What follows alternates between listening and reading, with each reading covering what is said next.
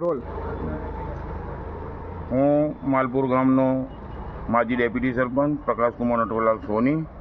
આ માલપુર ગામનો છેલ્લા કેટલાય વર્ષથી મહેશભાઈ સરપંચથી મળીને આજ દિન સુધી એમના વાઇફ જે વહીવટ કરી ત્યાં સુધીમાં કેટલોય અનર્થ થઈ ગયેલો છે. માલપુરમાં જો તો ખાડા ખોદી નાખેલા છે.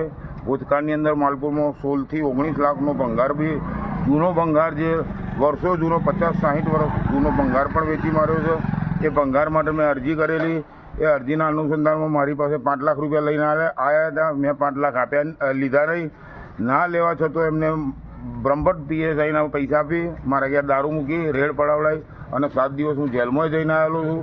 પંચાયતની સામે બોલવા નથી દેતા અને જો તો ખાડા ખોદી નાખે છે. ગમે તો કોઈ જગ્યાએ કામ ચાલે તો કોન્ટ્રાક્ટર બી ધ્યાન નથી લેતો. એમને પંચાયતના સરપંચને કહેવામાં આવે, ડેપ્યુટી સરપંચને કહેવામાં આવે કે ભાઈ આ શું છે, તો કે ઉપરથી બધું ચાલે છે, અમે કંઈ જાણતા નથી. આ પંચાયતમાં ઉપરથી આવેલું છે, પંચાયતનો કોઈ કન્સલ્ટિંગ છે નહીં.